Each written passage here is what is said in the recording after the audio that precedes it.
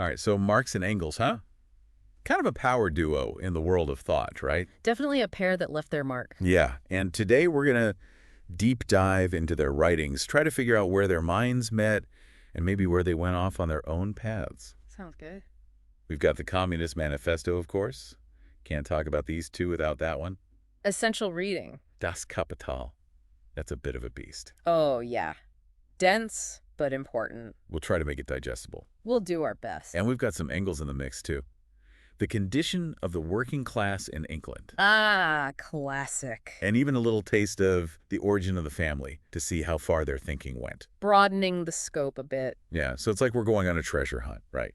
Through their ideas, looking for those golden nuggets of agreement, but also those spots where things get a little, I don't know, fractured. I like the analogy. It's important to remember they weren't just writing in a vacuum. Their ideas were meant to shake things up, change the world. Oh yeah, definitely not ivory tower types. So to really get them, we need to understand not just what they said, but how they said it. Right. Absolutely. The style, the context, it all matters. Okay, so first things first, both Marx and Engels. These guys were obsessed with economics. It's like they were trying to solve the mystery of capitalism, figure out how it ticked and how it impacted people's lives. They were definitely digging deep into the economic realities of their time. Yeah, like in Marx's A Contribution to the Critique of Political Economy. He says, labor is the only source of exchange value.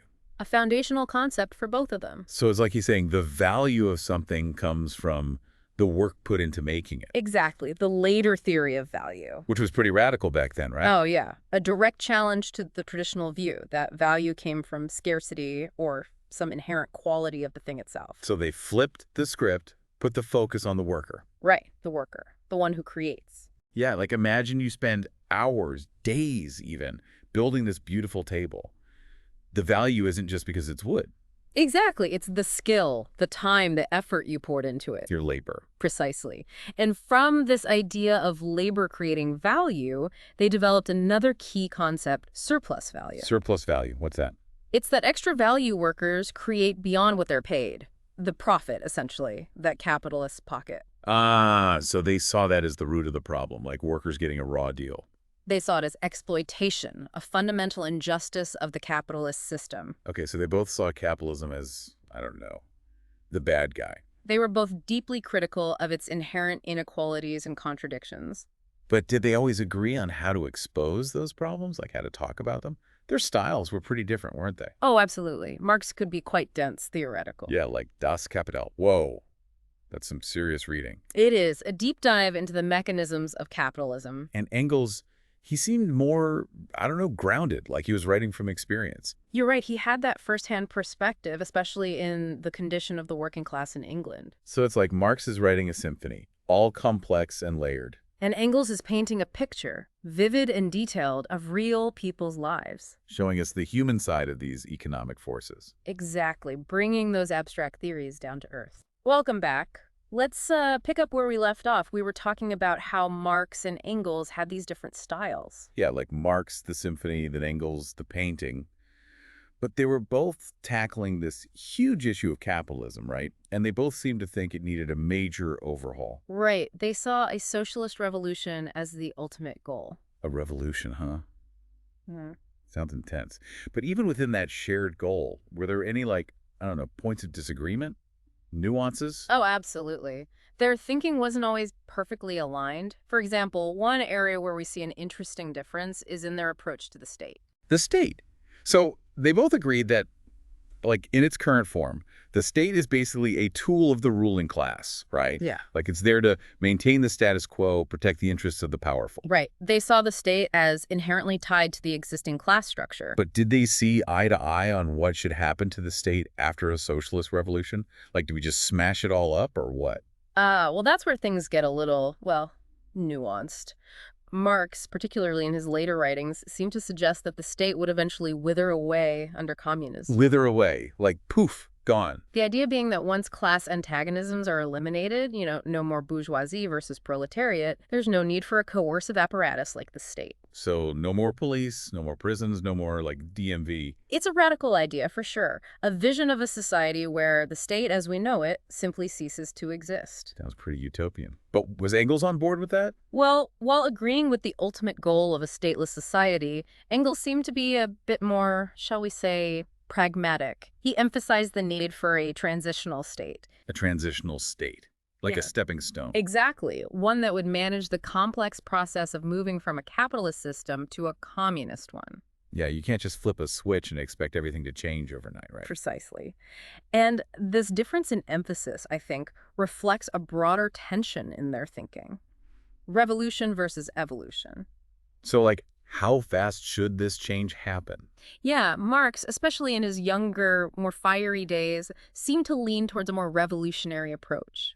He saw the potential for sudden, dramatic upheavals that could sweep away the old order. Like those lines in the Communist Manifesto, right? Workers of the world, unite. Pretty revolutionary stuff. Exactly. But Engels, with his firsthand experience of working-class life, saw things a bit differently. More grounded, you mean? He recognized the need for organization, for building strong working-class institutions that could gradually shift the balance of power. So more of a long game. Right. He saw the value in working within the existing system, even while pushing for its eventual transformation. Like that saying, the best time to plant a tree was 20 years ago. The second best time is today. It's about laying the groundwork, right? Building a foundation for lasting change. Precisely.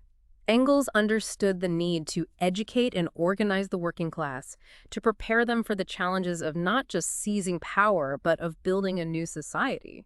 So did this difference in perspective ever cause any, like, friction between them? I mean, they were collaborators for decades, right?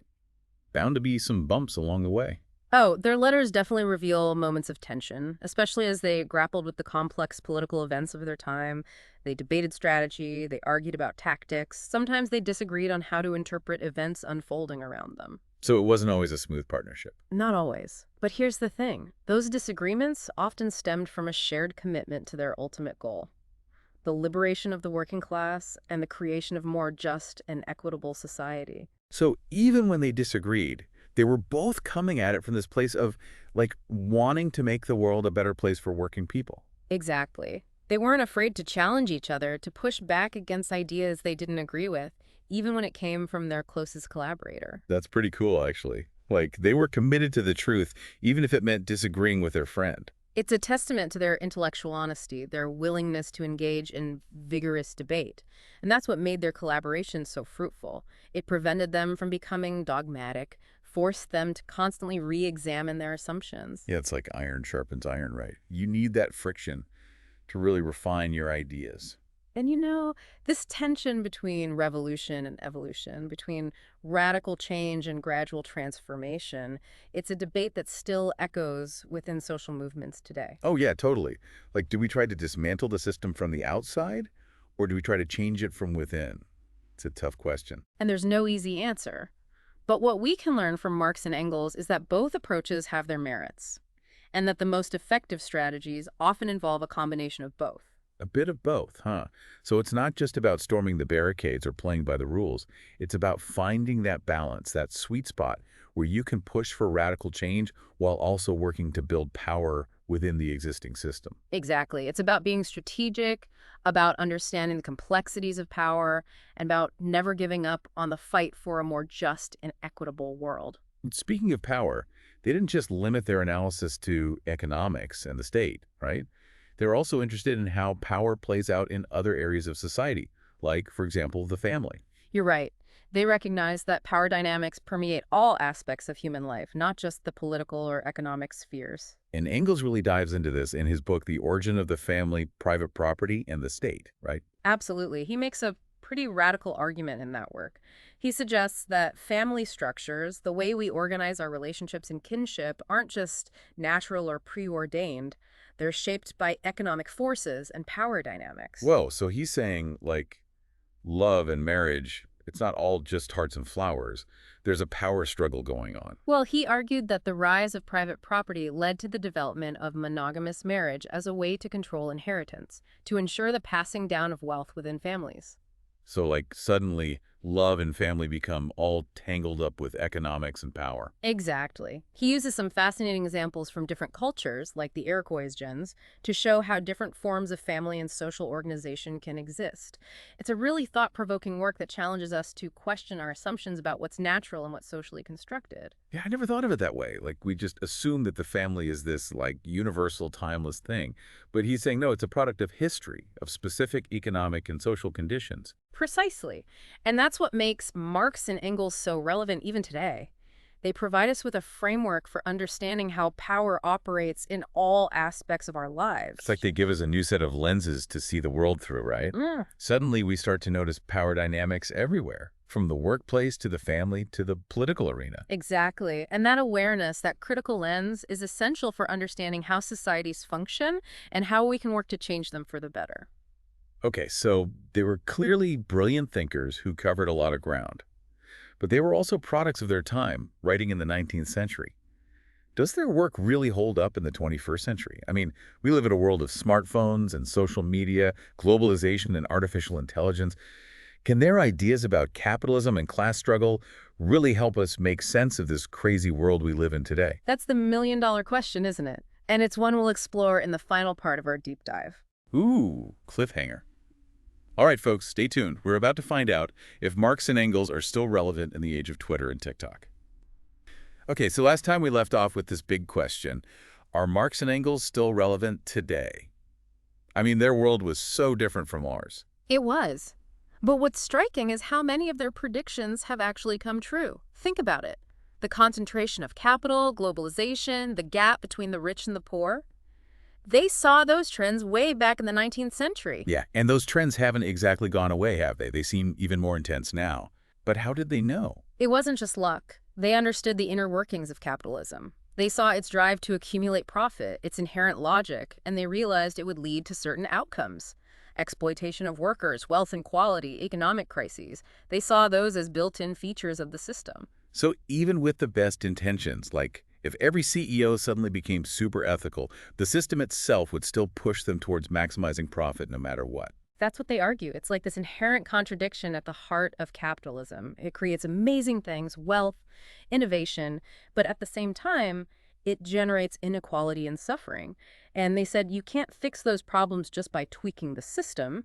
You need a more fundamental change. Right, like their big idea, a socialist revolution. But that hasn't exactly happened on a global scale, has it? So does that mean their ideas are basically, I don't know, a historical footnote? Not at all. Their work isn't just a blueprint for revolution, it's a way to understand the world around us. The challenges we face today, the climate crisis, inequality, the erosion of democracy. Marx and Engels can help us make sense of all that. So even if we don't agree with all their solutions, their ideas can still be useful. Exactly. Think of it as a lens, a way to see the underlying structures, the power dynamics at play. Like a pair of X-ray glasses, to see beneath the surface. Exactly. And that understanding, that critical awareness, is the first step towards real change. Whether we're talking about workers' rights, the environment, social justice, or just trying to understand the news, Marx and Engels give us a framework to think about these issues. So what you're saying is, even if we're not like revolutionaries ourselves, we can still learn from them, apply their insights to our own lives, our own activism, whatever. Absolutely. Their work is a call to action, a reminder that we're not just passive bystanders. We can shape the course of history. Wow, that's pretty powerful. So after all this, it seems like Marx and Engels were more than just some dusty old philosophers. Definitely. Their ideas are still alive, still relevant, even in the 21st century. And their analysis of capitalism, their emphasis on collective action, those things feel incredibly timely right now. They do, and while their vision of a socialist utopia might seem far off to some, their insights into power and the need for systemic change are more crucial than ever. So any final words of wisdom for our listeners as we wrap up our deep dive into Marx and Engels? I'd say go to the source. Read their work for yourselves. Don't just rely on secondhand accounts. Wrestle with their ideas. See how they resonate with your own experiences. Yeah, don't be intimidated by those big books. There's so much to discover there. And you might just find yourself inspired to challenge the status quo, to fight for a better world. Exactly. Because in the end, that's what Marx and Engels were all about. Well said. On that note, folks, that's a wrap on our deep dive into the world of Marx and Engels. We hope you found it enlightening, challenging, and maybe even a little bit revolutionary. Until next time, keep those minds working and keep diving deep.